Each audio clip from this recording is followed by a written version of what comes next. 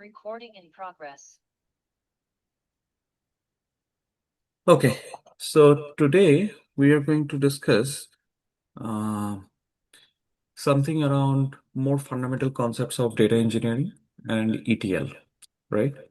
So we Mhm. would start with a basic understanding of what we had discussed previously around ETL, and then we would uh, go a little bit deeper on seeing that how things happen in industry. So, few of the learning objectives that I am having in my mind is that to discuss over here what would be a complete ETL pipeline architecture end to end. Mm, mm, Uh, and it has a lot of phases, right? You have somewhere data gets in, data gets transformed, data gets cleaned, mm, whatever, right? And mm, what are the few frameworks that we should have in mind in order to architect an end-to-end data pipeline like this? mm, mm, And what are the technologies that are there, and what are the methodologies that's there for typical usage of ETL architecture, right? So mm, that being said, let's just jump into our session. I'll just mhm. name this session as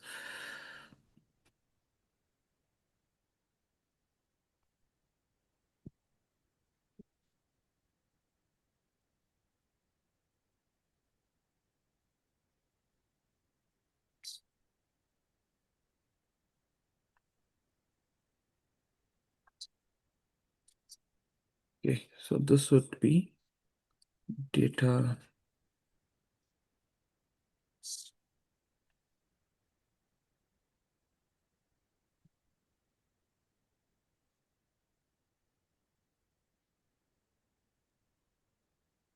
data pipelines and ETL, right? That's what we are going to discuss. So ETL, as you know, what did this stand for? Extract, transfer, and load. Good. Extract, transform, and then load.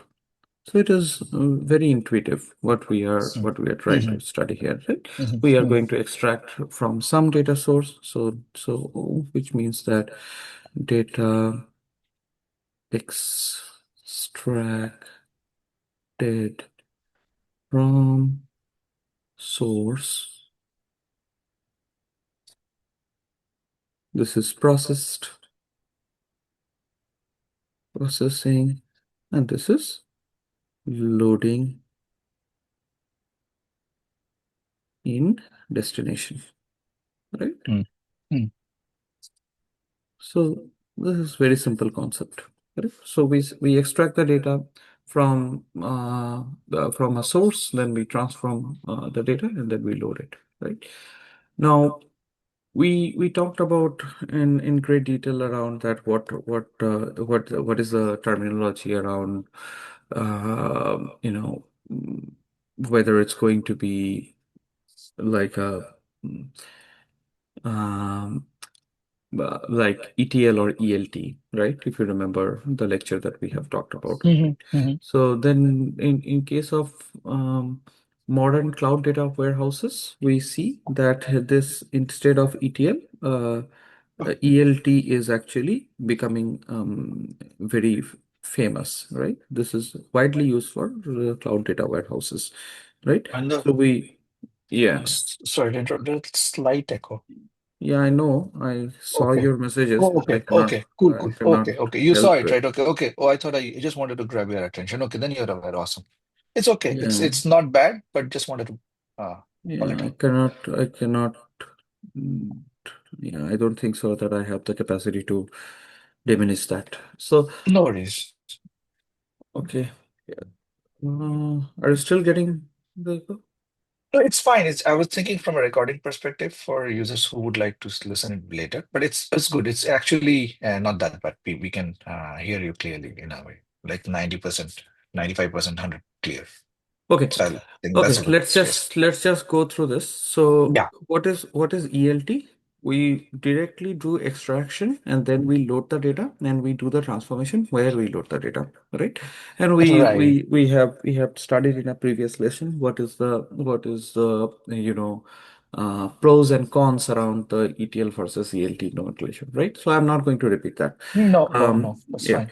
Okay. So first of all, let's just think on the stages I guess the ETL pipeline. So first of all, say we have extract, transform, and loading, right? But there are some stages that are there. So first, we need to do what? Data ingestion. Ingestion. Yep. Okay. Then there is a separate stage that is called um, data cleaning. Then there is a separate stage that is called data transformation, Hmm. right? And then we have uh, overarching framework, which we would do okay, data quality tests, right? So, Mm. and then we have over here, which is a Orchestration. creation. Yes. Mm. Okay. So we are going to get to this very Hmm. detail. But typically, Hmm. just imagine in your mind the whole framework of ELT, which is this extract, load, and transform. It stands Hmm. like this. We are going to ingest data from some source. We are going to clean the data, and we are going to transform the data, right? Mm. So first of all, before we go ahead, I think on data ingestion, we need to understand that there are a few type of data ingestion, right? So let's just talk around data ingestion a little bit more, right? Data Mm. ingestion. So there is one type of data ingestion which is called batch, Batch. right? What is batch Hmm. data ingestion? It is processing of data in large chunks in scheduled interval. Hmm. So Mm. there are two things in here. It is large chunks and then scheduled Mm. intervals. So basically break the whole data into a smaller pieces and then process, Hmm. right? So you have, I mean, there are few use cases of this kind of data, right? Hmm. So few use cases can be what? Like first use case can be daily sales report, Mm. right? So you are only interested on the sales that happened yesterday, that kind of a scenario, right? Mm. And then you can have something like historical data processing. Say Daily transactions kind. daily transactions is more of a real-time thing. So someone like Amazon, Mm. if they want to perform any real-time analytics, they can do real-time. There can be a lot of when you think about the cadence of this kind of data systems, it can be either daily, it can be sub-daily. So what Mm. happens is that Mm. if Mm. it is sub-daily, it can be at hourly manner, it can be Mm. half-hourly. We will go to that. But before that, Okay. but generally, if you're interested on getting the sales data of, say, for last 6 months till yesterday, or say just the Mm. yesterday's thing, right? So Mm. you Mm. you would be using a batch kind of a scenario, uh, right? You do not need a real-time data, right? So there are certain tools which we use in order to process this. This can be done in lot of ways. It can be done in Snowflake, it can be done in Apache Spark, whatever. That is fine. All right. So Mm. so basically, just one thing to keep in mind is that the general nature of this data, it is Mhm. large, right? Mm. Mhm. So the volume of the data is going to be huge here. So when you say large, like, do we talk about like petabytes or like, do we have No, no, any no. So that scale? depends on no, no, no. That depends on something of the company that you are working on. Okay. Large is a technical mask which is put on to the company's data portfolio. It can Okay. be any company can define GB as large. Any company can Mm, define TB as large. Any company mm. can define petabytes as large. So Okay. if you work in a startup, it can be somebody who is just having their own SaaS. That can be GB of data. Somewhere it's a Mm, mature company could say that we process multi-terabyte data every day. That is large, right? With somebody like Apple would say that mm, we process 5 petabytes of data every day. So that is large in mhm, their case, right? So mhm, just think of it that these are not very small data sets. These are going to be GBs to TBs to PBs, mhm, whatever, right? So mhm, this is going to be generally the what I'm trying to make you understand is that this is just generally a use case for large data for historical data analysis is when mhm, batch comes into action. And that mhm, large data is broken down into chunks and then loaded, right? That's when the batch data processing happens or batch data ingestion happens, right? mhm, Second mhm, kind of mhm, data ingestion is called real time or streaming, right? mhm, Real time or it called streaming, right? What are the use cases mhm, for this kind? So what, first of all, what happens? This is where processing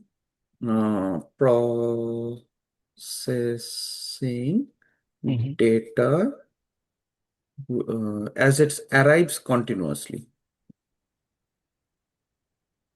Okay.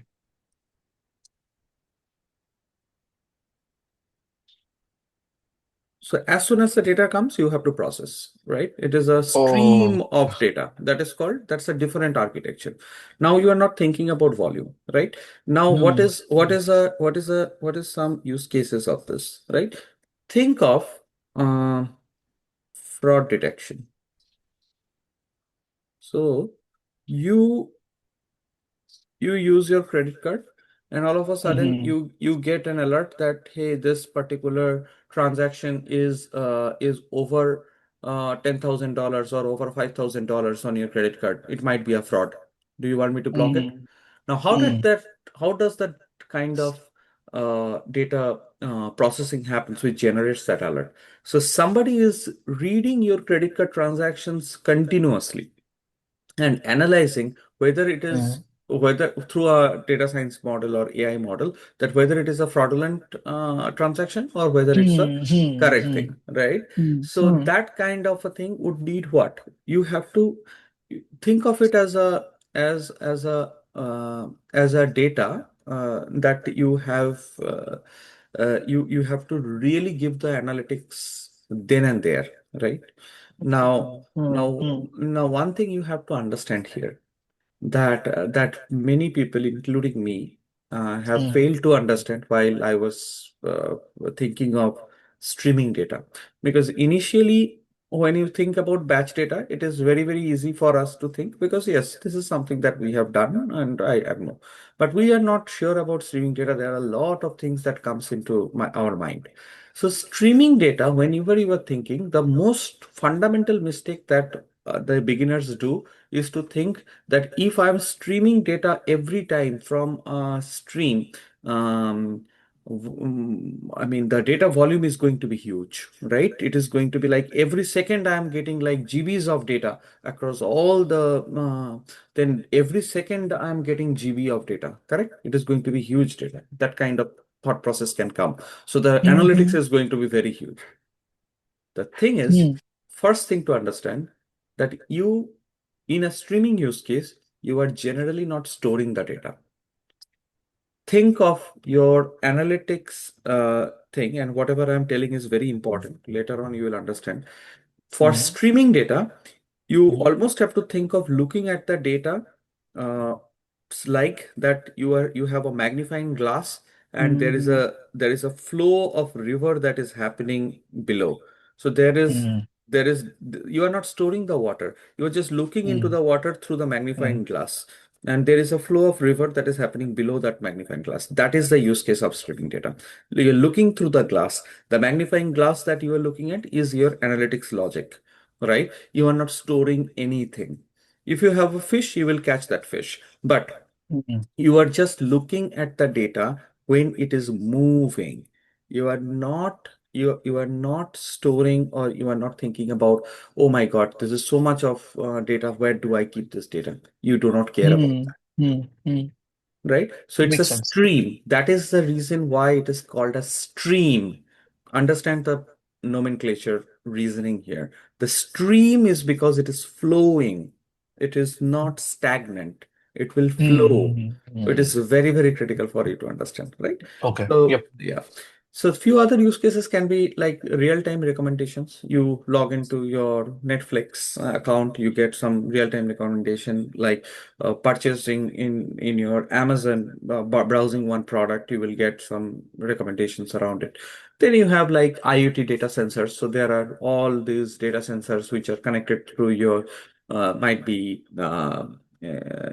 Internet of Things. Like you have Amazon Alexa, you have I think the Apple Home, you have a Siri device. All these are streaming continuously the data that it is learning it from to the centralized engine, right? So that's also is a streaming use case. So the use case here is pretty clear, right? Do I have to still No, talk about this? Okay, fine. that's fine. So But yeah, about one thing. So I would like to get some example. For example, you said, I mean, batch data we could use. So we could use Snowflake or Spark for that. Can we use same for streaming as well? Snowflake and yeah, Spark. so no, so yeah, there are use cases where we can do both, but generally you have to understand that streaming, I mean, it requires a little bit of a different tool set, and Spark is a technology which is having a lot of variance to it. There is a Spark batching, and there is Spark Stream. So when you go to Spark Stream, you can Mm. obviously use streaming data and create streaming applications on top of it. But what I'm don't go into the fact that what is the technology that I need to learn, but Okay, just go okay. first of all understand that what is the theory of it, how is the use case standing up. Then you can think of your own time that what technologies to run. So Okay, for okay. streaming, we use something called Apache Kafka, right? Hmm. Kafka is a LinkedIn project. It was a LinkedIn project, and then it was open source later. Hmm. Um, so Apache Kafka has something called, I guess, producers and consumer terminology. So they term the system as something as whenever the data gets produced and to a system which gets consumed, right? Producer consumer. And Hmm. it maintains everything in terms of say topics. So it will just topic is just an imaginary kind of a structure you can say which where the data will flow from. It's just that data is not getting stored or retained. So that is what is the streaming data methodology is, right? So if you have to detect the suspicious credit card transactions, you literally have seconds, right? You can your reaction time or your latency cannot be like 5 minutes that hey before 5 minutes there was a credit card fraudulency that happened. Somebody would have just kept all your money and gone by that time, right? So you need to understand that the use case over here is that we need fast analytics, right? We need Hmm. very Hmm. fast Hmm. analytics. So the Hmm. response time is going to be very fast. Not so we are not too much worried around, processing large volume of data. We are trying to Hmm. find patterns on the smaller volume of data, right? So that is the main thing. So is it clear around the real time and batch, right? Yeah, yeah, yeah. Okay. Hmm. Now there Yeah. is something called micro batch. So micro batch is nothing but you have it's a hybrid approach where the batch size is smaller. So it is about processing small Micro batch. Okay. batch of data more frequently. Uh, Yeah, so if you look at it, in our batch exam, when we studied batch, it was what? It was just processing large volume of data and it was Hmm. having a scheduled interval. What we are saying here is that you are processing more, small volume of data, but it Hmm. is more frequent. So might be you want to run your pipeline or ingestion pipeline, say every 5 minutes, or Mm. say if you want to run it like every half an hour, or say every hour. You are just interested to get all the data which was happening in last 1 hour from Mhm. Salesforce. That kind of an example, right? So you would see micro batching would be there, right? So these are typically there are, I mean, these are the things to consider on ingestion, and there are certain terminologies or challenges that any of the uh, you know uh, ingestion architect should keep in mind, which is this. First is volume. Okay, volume means what? Amount of A data. batch. Yeah, No, no, amount of no. data. Yeah, sorry. Yeah. I'm talking in architectural terms, right? So Mhm. first is volume, right? What is Right, right. considered, right? Second is velocity. Okay, yep. What is velocity? Velocity is processing speed requirement. Right.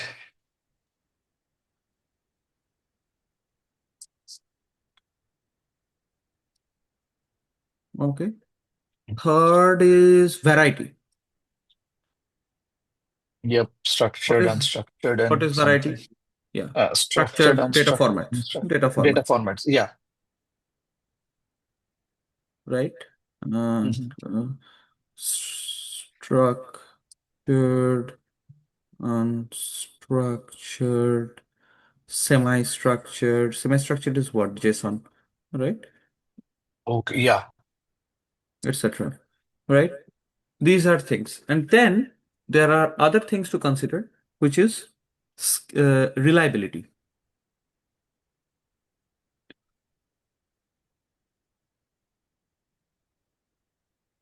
What is reliability? Reliability is that data, ensuring that the data isn't lost during transfer.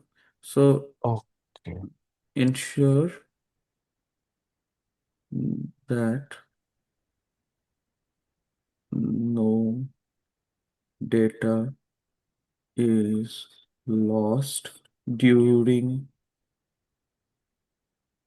Transfer. yes,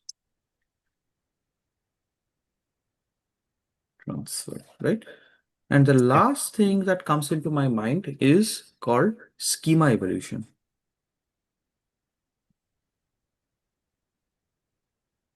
So today you have a table of, say, you have a large table where there is like, say, 100 columns, right? Now, tomorrow, the scene can be, there can be 101 column. So there can be this new column be added, or there can be Mm. another scene that there can be 99 columns. A column can Mm. be removed.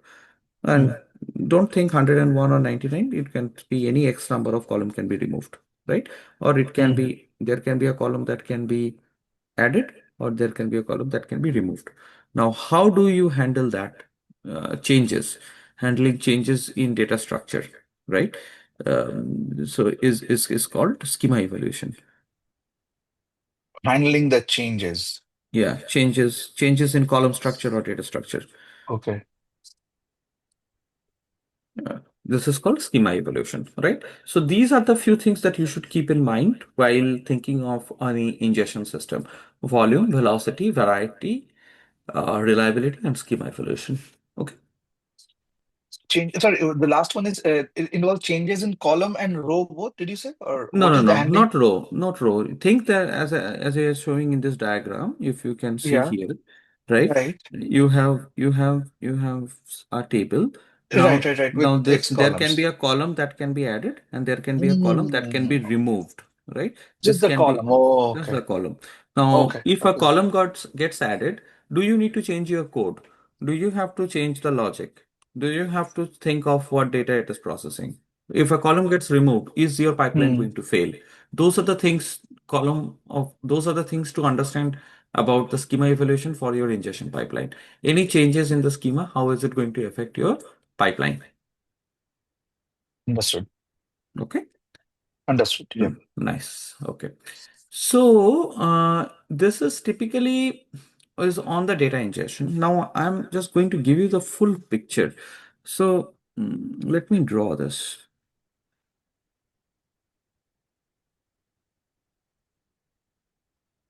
So we start from, I think I should have drawn it before explaining the thing, but let's say this is ingestion, this is cleaning, and this is called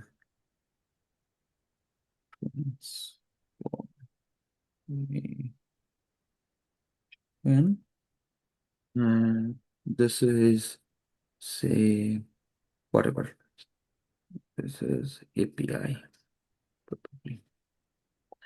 So you have you you have some systems in here. Mm. Say I'm saying Salesforce.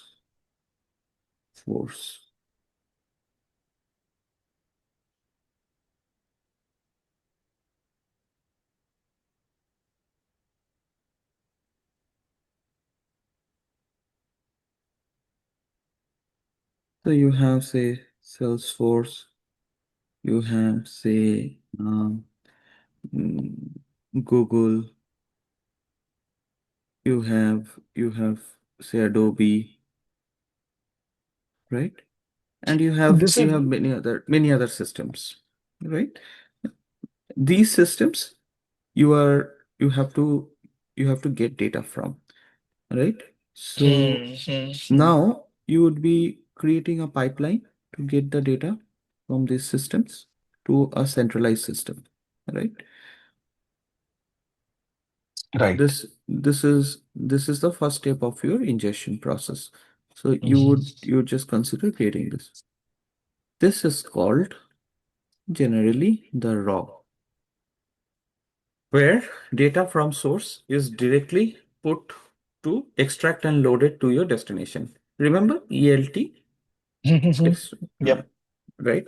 Now, Yep. from raw, what we do is that we create another set of tables, which is called cleansed.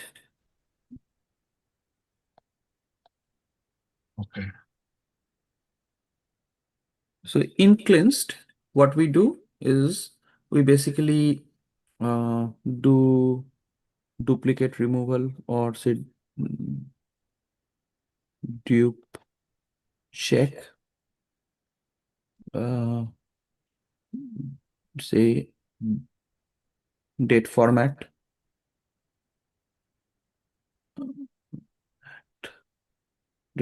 and others, right? I'm not going into too much Mhm. details around it. Mhm. So we do other things. Yep.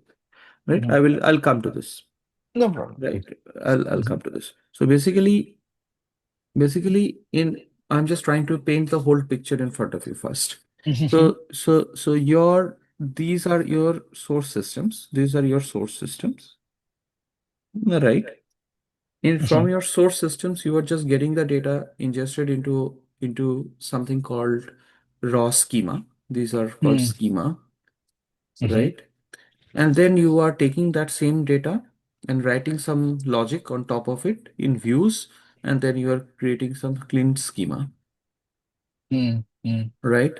And then from clean schema, you are going to create a bunch of tables or data sources, which is going to just call as transform.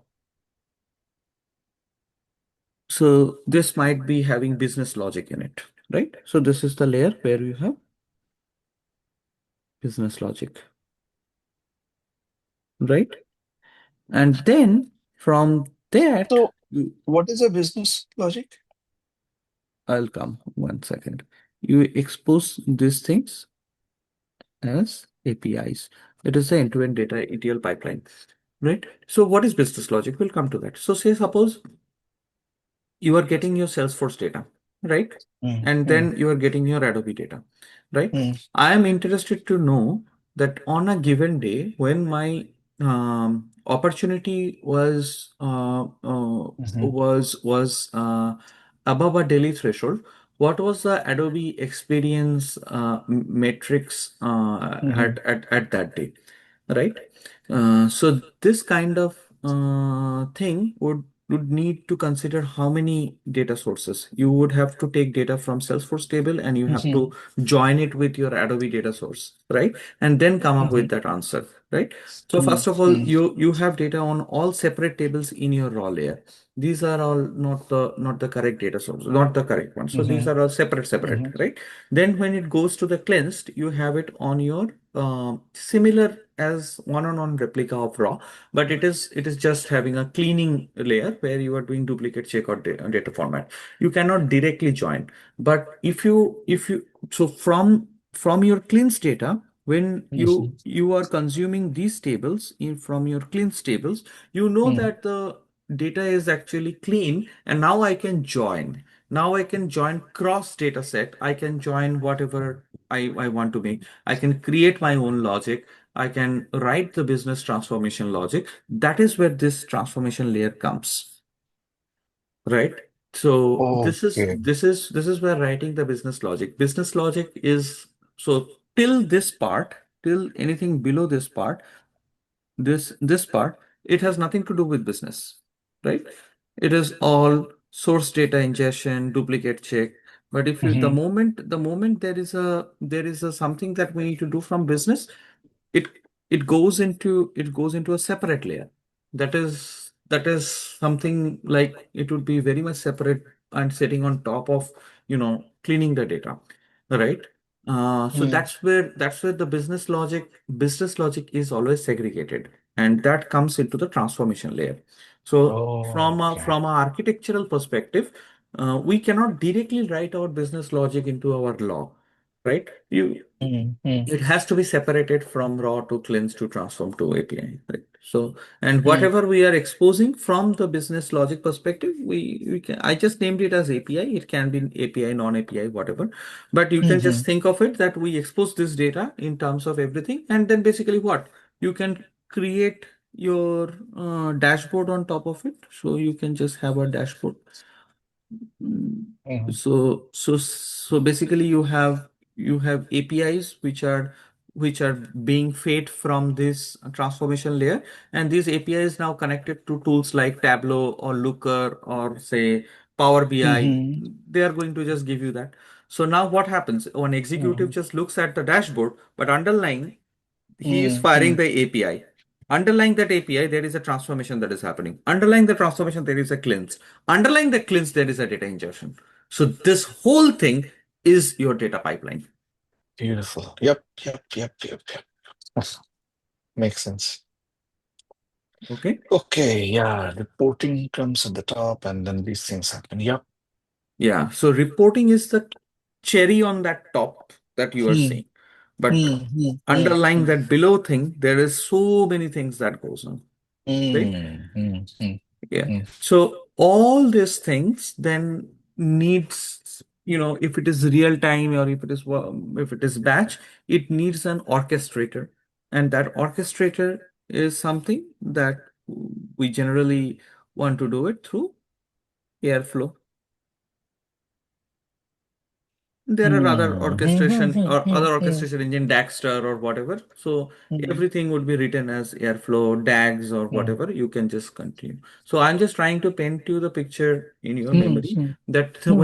whenever you think of this data thing, whoever talks around it, have this concept very clear, whatever you're seeing in the screen. There are Hmm. clear layers. One is, first of all, it starts with source. From source, data has to be ingested. From the Hmm. ingestion, it undergoes cleaning. From cleaning, it undergoes data transformation. From Hmm. transformation, it goes to dashboarding, right?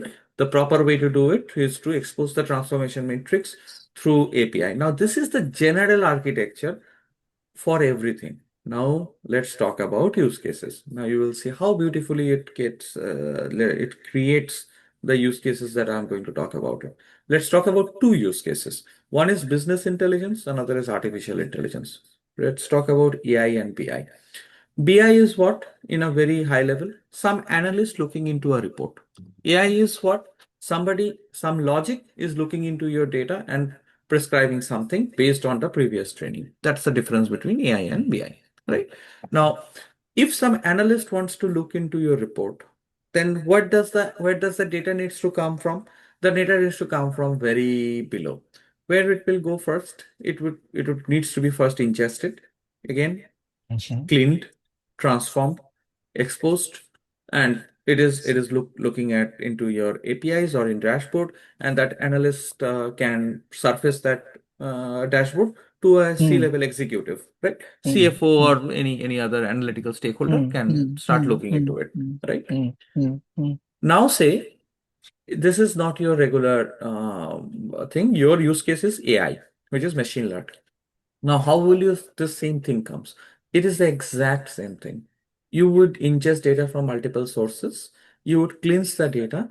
In place of transformation, you are mm, going to just expose that data mm, based on some requirement from the data scientist. And in place of transformation, you will do featured engineering. Like in BI, we call whatever we call transformation or business logic. Now your business is just data science stakeholders. What they need is to create feature engineering. What Sorry, is feature engineering? sorry to interrupt. Can you repeat the steps? So source is there, ingestion is there. Yeah, nothing In, changes. Nothing changes from the source. Nothing changes from the ingestion. Nothing changes from the okay, cleaning perspective. So okay, okay. up till your source ingestion and Cleaning, cleaning, everything is fine, right? transformation, they will need feature engineering. Now you can you in case of an MLAI use case, you Hmm. need to Hmm. generate features from your data. What would Hmm. be the features from your data? It can be anything, right? It can be Hmm. like you need to, there are gaps in your data which you need to backfill. That Hmm. can be a feature, right? So you go on writing a logic which will fill up some Hmm. gap from that, and it is going to give you some continuous data. So you need Hmm. to write that logic. And once you write that logic, you generate a feature engineering pipeline, and then you basically go into a machine learning training. So Hmm. you feed the data with your training, and you call the machine learning on top of that data, and in place of API you call that model and you will get the output. But this architecture, in place of API there will be an ML model, in place of transformation there will be feature engineering, Hmm. but it is the same thing that is used in ML model training line also. Once you understand this architecture, you Hmm. you have to understand that you are understanding a data engineering architecture. You are not understanding AI BI kind of a thing, right? You have to understand that this is generally how data engineering ETL processing is done, right? And ETL Hmm. processes can have multiple outcomes. It can be a BI outcome, it can be a AI outcome, it can be machine learning, data science, whatever, right? KPI, dashboarding, whatever. But So what for I'm this, trying to tell you, what I'm trying to tell you is that in a very general use case, these are the steps that you should be very much aware of. You should not, mm, I mean, you should just learn them by heart. You should not just go on. yeah, Tell you're me your question.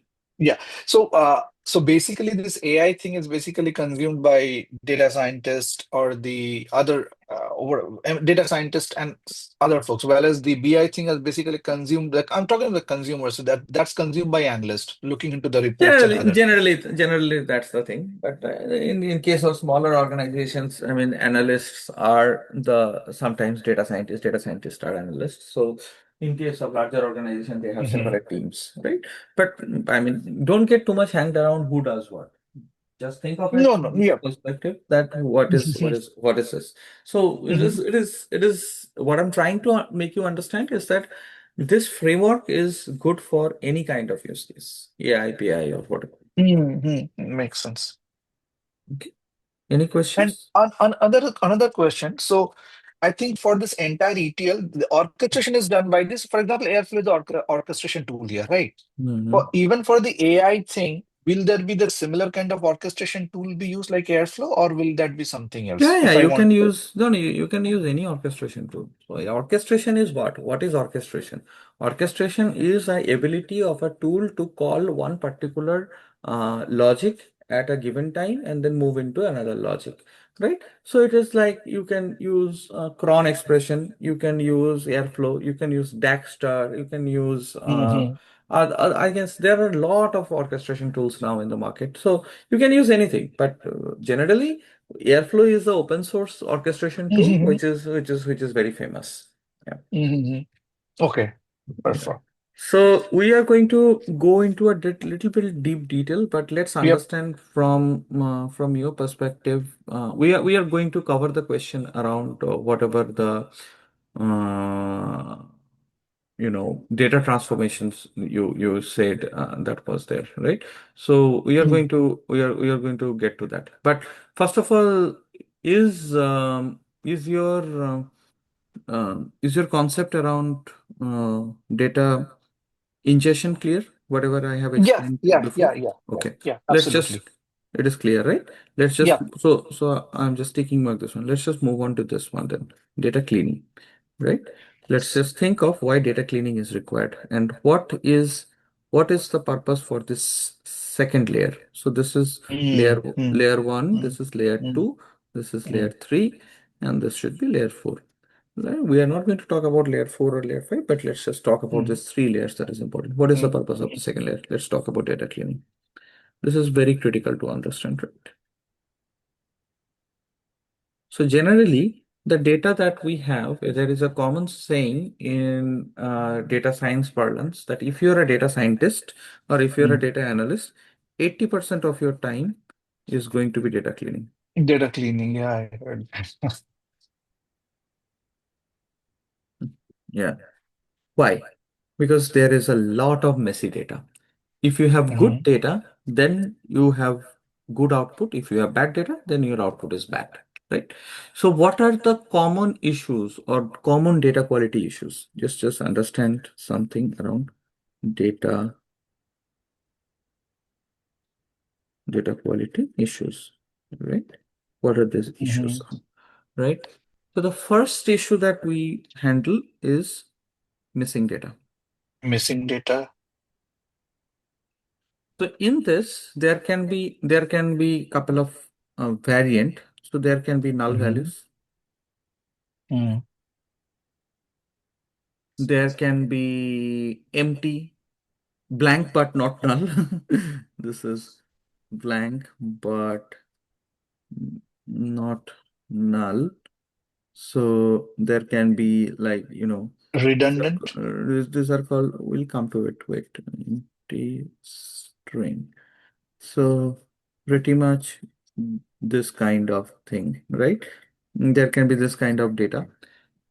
Uh, and there can be, uh, I would say, mm, in case of redundant is not within the missing data. I think Oh, missing no, data, sorry, not missing data. Yeah, it should be. redundant would be on the later type, which is around duplicate Mm. data. We will come around that. But in missing data, I think there can be null values or empty strings. Okay. So, anyways, so Mhm. how do we plan to clean this, right? So we can have a logic to cleaning logic for cleaning is one. You can remove the records with remove the null values, remove nulls and empty string, right? You can either do that, or second thing This is you for can, cleaning both type, right? Like logic for cleaning was remove nulls yeah, and empty string. Okay, yeah, right. Makes sense. or you can impute. Impute means what? You can impute with the value of that particular field as an average, mean, median, mode, whatever, and then you can fill that up, right?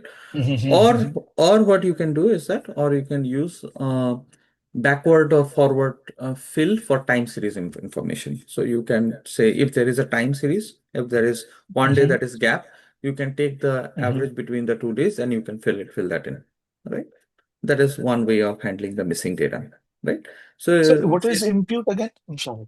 impute say you have some dates, which is say you have day zero, your Mhm. let's say this 0, 1, 2, 3. 1, 2, 3, 4. So over here, you have some value of say 5. Now here you have 6. Here you have 7. Here you have 10. So now this is missing, right? Either you can delete this whole thing, or you can take an average of this thing and then fill this up. This is Okay. imputation. So Okay. Okay. that will be driven out by your stakeholders. Okay. What your data science stakeholders or whoever tells you to do that, right? Okay. So how to fill the missing value How basically to in fill our. the missing value. So that is something that they will say. Second Okay. thing that we deal with is duplicate data. Okay. Duplicate data is where you are saying the redundancy comes into picture. So we have few kinds of duplicates. We have exact duplicates.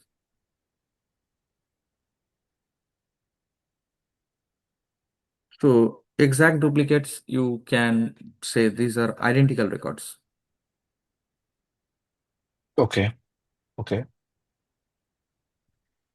So we just have to, in case like you can write a select query like this, Hmm. select from whatever. You can do a column name, which is say ID, Hmm.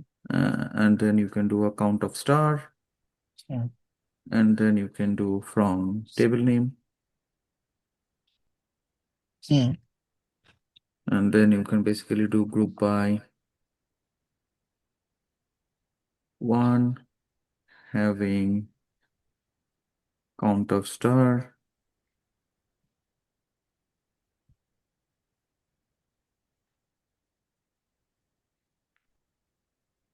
greater than one, right? So this is just going to give you all the IDs that are having duplicates, right? Now Hmm. you can do a distinct star, or you can utilize a row number function, and then you can delete those records. So how to remove the duplicate records? That is something that I think I showed you on the SQL class. If you remember, go and watch that Hmm. video. You should be able to Hmm. see that, Hmm. right? Hmm. Okay. So there are other kind of duplicates. These are called fuzzy duplicates. There are other second kind of duplicates. These are called fuzzy dupes. What are these? Say somebody is named as John Smith and somebody write J Smith. Hmm. The person's ID is say 10124, and here is also 10124. So then this is actually a duplicate record where his name is just spelled differently. So that Like the kind of same a thing, primary key, yeah, but same different primary record, key, right? yeah, yeah, yeah. So we need to use Mm-hmm. some unique key for matching that, and then remove that with some, fuzzy matching algorithms or sophisticated algorithms that we need to talk with our data science stakeholders, right? Mm-hmm. These are another times. Another most Hmm. important thing that we deal in this section is around data type issues, right? Let's just say uh, data type issues. So you are clear about the other ones, right? So there is a in data quality issues, we have missing data.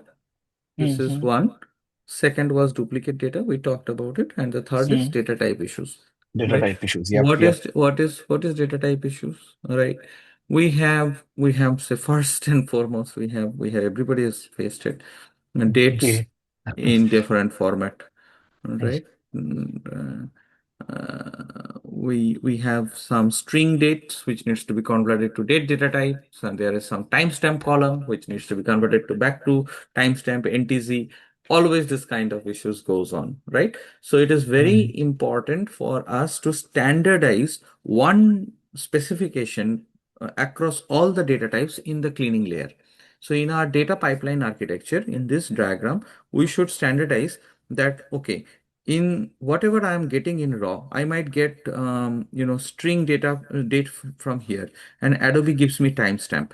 But over here, my data type is Hmm. always going to be YYYY MMDD, and Hmm. and it is Hmm. going to be Hmm. standardized, right? So that is that is Mm-hmm. the level of cleaning effort that we are saying, right? This is Mm-hmm. date, but it is always going to be standard. So once your data passes through your cleaning logic, it is having all data, whatever be the source. So it is standard across your all the data sources, and you have y MMDD, right? Mm-hmm. Okay. So this is the whole reason why we do data cleanings. And I think we can do it in SQL, we can do it in Python, but the outcome is same. And what we are trying to get as an outcome is basically from an ingestion standpoint, if we want to go through the messy data and then we want to clean that data up in such a way that it becomes really consumable to the later layers is what we are trying to get to. Okay, I'll take a brief pause here for in case of any questions. Otherwise, we'll move to transformation. I am good right now. Primary key fuzzy duplicates, okay, removal nulls. I think I'm good for data Okay. cleaning. Okay, great. So let's talk about transformation. You had a question around what is business logic and why should we do data transformation, right? Let's come Right. to that. Let's come to that. So here, this is the third stage is called data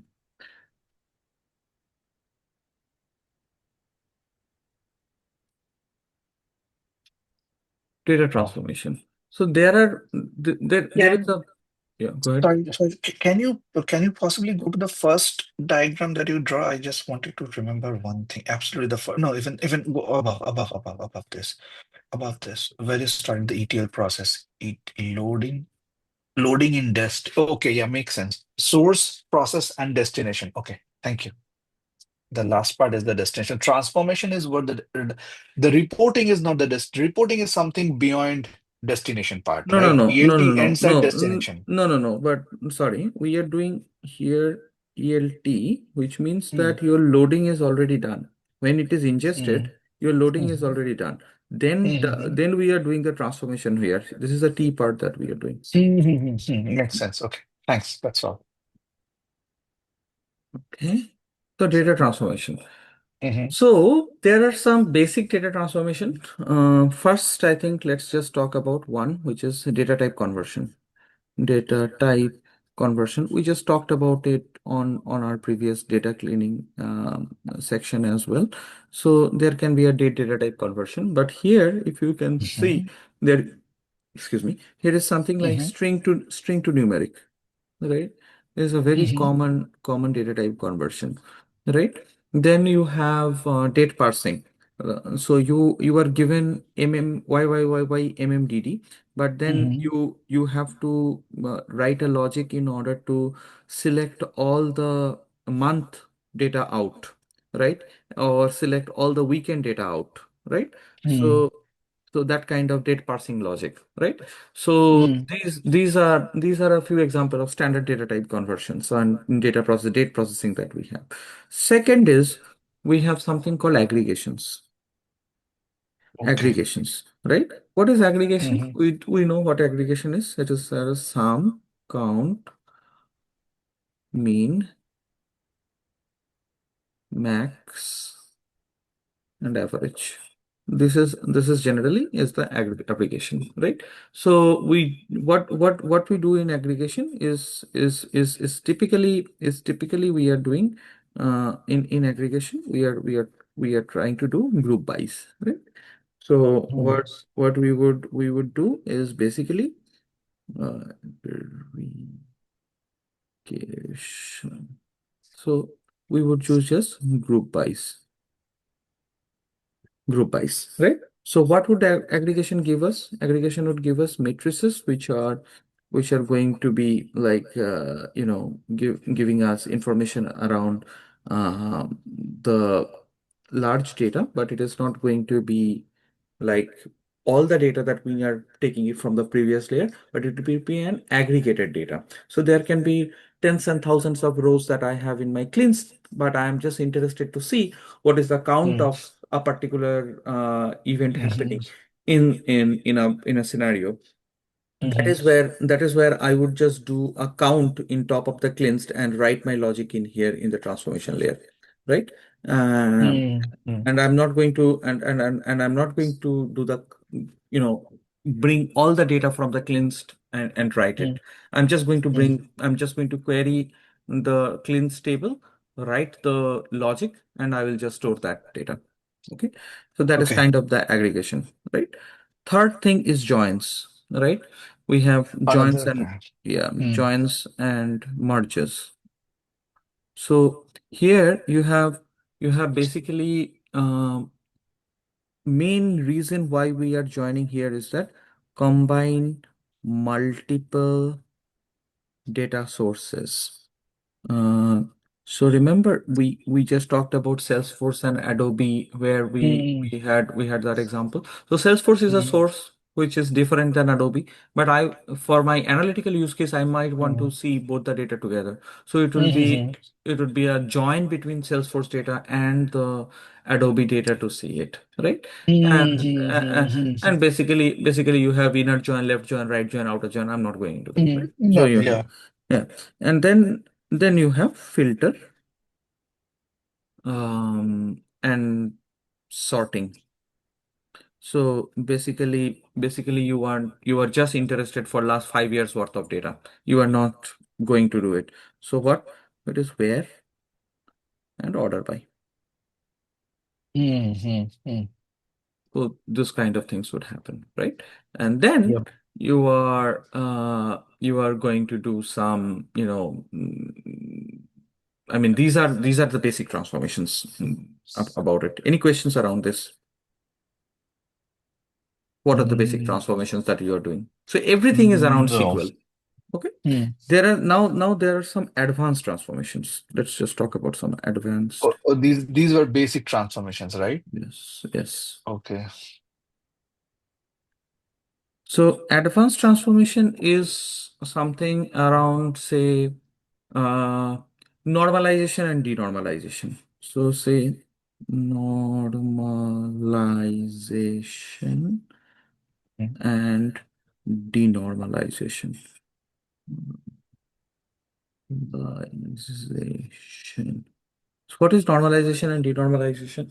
You have data in multiple table.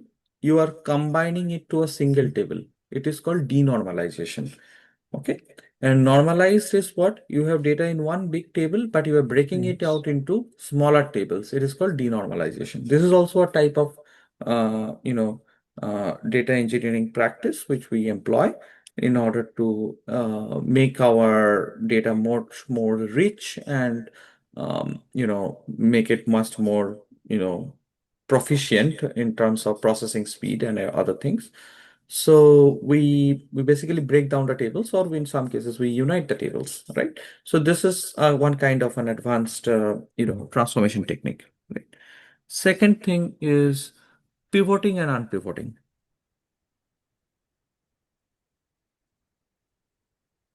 What is pivoting and unpivoting? Pivoting is basically telling you to convert rows to column, and unpivoting is telling you to convert column to rows. So you have, say, a transaction table where Mm-hmm.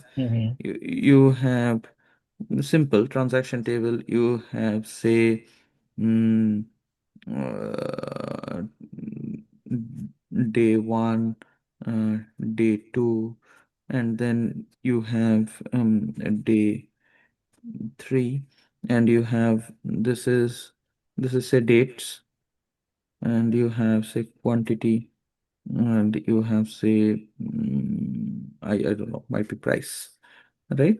So you have say quantity is one, here it is two, here it is three, you say 10, 20, and 30. This is one way to look at the data, right? But then Mm. you might want to look at the data like this also.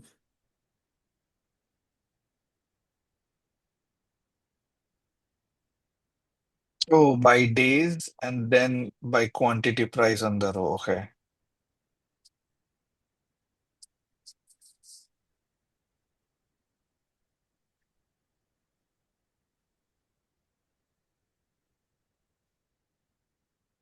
Did you see? Yep. Well, I have just transposed the date to the comma, right? So this is also Mm-hmm. another way. So this is what pivoting and unpivoting does, right? Mm. Mm. So this is one way of doing it. And then other thing that comes are SCDs, slowly changing dimensions. I think we talked about it, slowly changing dimension type 1, which is going to do override, slowly changing dimension type 2, which is going to do adding of new record. You remember there was a Yep, previous yep, section yep. that, yeah. Yeah, yeah, yeah. So this comes under the advanced transformations, right? So that is generally is what your transformations are. So there is a two type of transformation, basic and advanced. On your Mm. basic, these are the ones. On your advanced, these are the ones, right? Mm. And I guess that is all that I have to say around transformation. Any questions? No, no. Another question. I mean, so when you say so the business logic is basically what you mean is like what the ideally how they would like to see the data. That's what is meant by the business logic, correct? For Yeah, example, at the end yeah, of the date. yeah, Okay. yeah. And for that, we have to basically transform the data performing either basic transformation or the advanced transformation, whatever needed to be applied, apply the logic needed to be applied there. And these are the ways to do it, correct? Correct, correct, correct, correct. Okay, makes Okay. sense. So this Okay. is generally is your in-depth discussion around the ETL architecture and the pipelining. Mm, You remember this diagram, which you mm, are mm, orchestrating across everything. One thing mm. that I need to tell you before I end, this is important to know that there are some few strategies of loading. So let's just discuss that loading strategies. So what is loading strategies? One is called a full load. What is full load? So if any table, if you have, you do Mhm. truncate and insert or drop and recreate. It is called full load.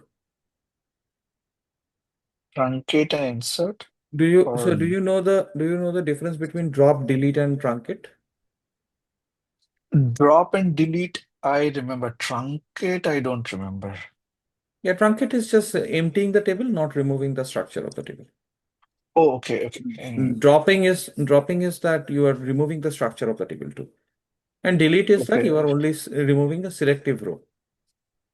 okay. What is drop and re? What is it? Recreate. That one? Recreate. Recreate. Okay, okay. Yeah. So if you are having some data from source which you need to load it fully, yeah, you can basically do a truncate and insert, which would just drop the whole table, recreate it again. You can do Mhm. uh, you know, uh, an incremental load, which we are going to talk again. But you can do Mm. a truncate and insert or a drop and recreate. These two strategies are for just for like full load, right? Then another one is that incremental load. Okay, So for incremental load, what we have is that generally the process is that we are going to only process the new or the changed data. So this is append only. So we are just going to do insert into. So whatever the new records are, we are just going to do insert. Okay. okay. And the third strategy is very important. It is called upsert. What is upsert? It is called update and insert. What is update and insert? So upsert generally means that you have insert new records and update the existing one. Right. Okay. Insert new record and update the existing. Oh, okay, okay, okay, okay. It's just not inserting, but also updating the existing one. Okay, Yes. makes sense. Insert new So records. Hmm. insert new and update existing. For example, a user address, let's say For customer example, table. yes. Let's talk about user and address. That is fine. Somebody had an Yeah. user who was there, who moved to Your a new voice is a address, little bit and breaking. and yeah, can you hear me? Hello? It's kind of cut. Yeah, I can hear you. It's kind of cutting off a little bit. Oh, okay. Sorry about that. No, it's way. No, no, no. Now it's way. No, no, it's, Okay. it's just like for last 5, 10 seconds, I guess. Maybe internet. Okay, so let's just think about one use case. One, you have a user table where you have Mhm. user ID and you have the address column, right? So Mm, mm, somebody just moved into a new address, and again there is some user who are newly added to your user table. So now mhm, what update and insert would say is that in case of a new user who is getting added, it will be an mhm, insert operation. Somebody who is just moving, it will be an update operation. And exactly. it is done through in SQL there is a keyword called merge. It is done through merging. There is something called merge in SQL. It is done through merging. So in your incremental load, we use insert. In your upsert load, we use merge statement. In your Mhm. incremental, we use insert statement. In your full load, we use truncate statement or drop and recreate statement. Okay. In full load, we also use insert, right? Truncate or insert, correct? Truncate or insert, yes. So after truncate, you will also have to insert. I mean, but it is just not insert. It is truncate and insert. Okay. So remind me, truncate is basically deleting the Truncate table. is removing all the records of the table, but the structure is remaining. That is truncate. Okay, not deleting the table structure, but Not just the. dropping the table. Dropping the table would need you to Mm. recreate the table. Mm. Okay. So Yep, dropping the table. this is end to end what I wanted to cover. I would take a quick pause. Any questions? Otherwise, let me know. Otherwise, we can end. I